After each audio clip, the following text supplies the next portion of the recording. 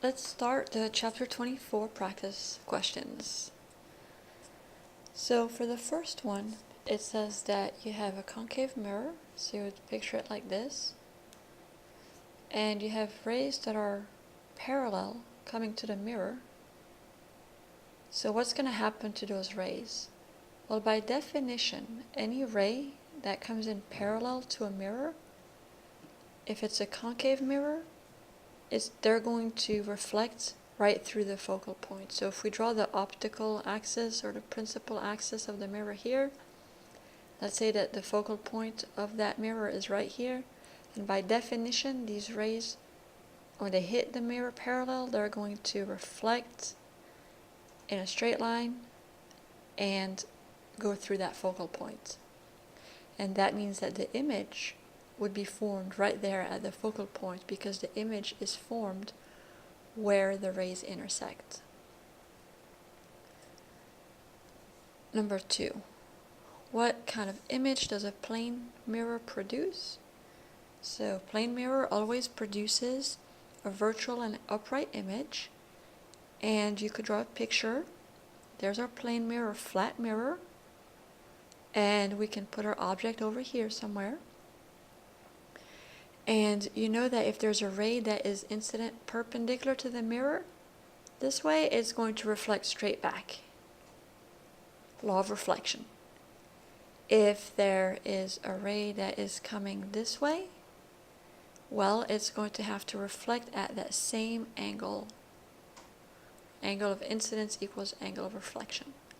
So where is that image formed? These two reflected rays right here, they don't intersect. So you have to trace them back. So you trace it back, trace this one back. Again, you should be using a straight line. And where they intersect right here, this is where the image is formed. So the image would be formed right here. It's still upright, and it's supposed to be the same size. My rays just aren't perfect. It's same size, it's upright, and it's virtual because we had to trace the rays back. The rays never actually intersected behind the mirror. Number 3, so which one shows the correct ray diagram? So we have a convex mirror here, so let's look at the wrong choices and see why are all of these choices wrong. So first of all, your ray is never going to go through a mirror. The rays of light always reflect from the mirror. So anything that has a ray going through, that's not possible. And then over here, this one has a ray going parallel, but then reflecting as though it came from the center. But that's not the rule. The rule is that if it goes towards the center, it's going to reflect back in the same direction like this one shows. If it's going towards the center, it reflects back in the same direction. This one over here has a ray going towards the focal point and then getting back out parallel. That one is fine. This ray is fine. It's just this ray that's incorrect. Over here it has one going towards the focal point and then reflecting back in the same direction. That's only true for one going through the center, so this one's not right. And then here it has parallel and then reflecting as though it came from the center. It should be like this one, parallel and then reflecting as though it came from the focal point. So that's why all of the other ones are incorrect, and A is our answer. Let's do number 4. So when does a concave mirror produce a real image with a size greater than the object?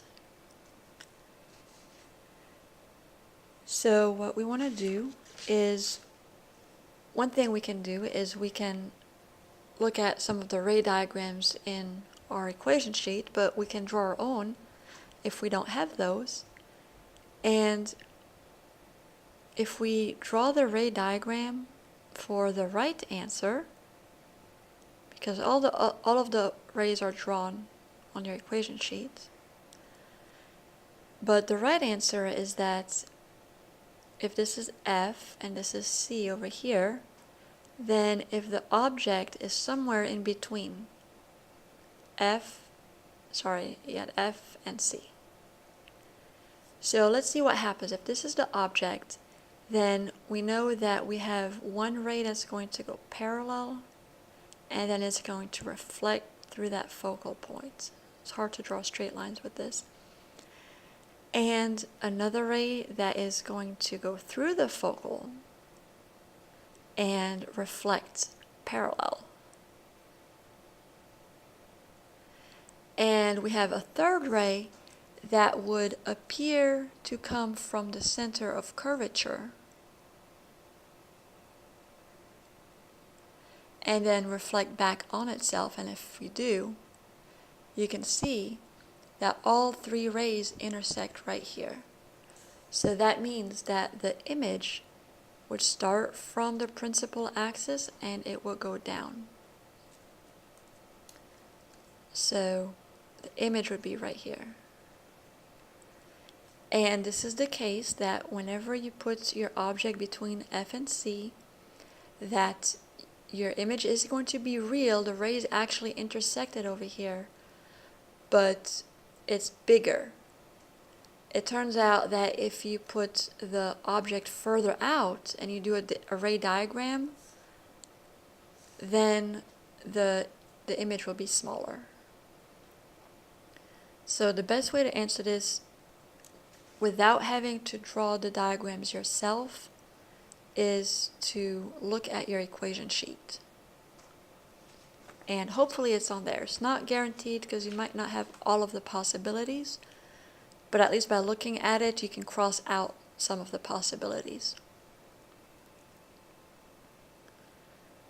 Let's do number 5. So which one is the correct diagram for a diverging lens? So let's look at why some of these answers are incorrect over here.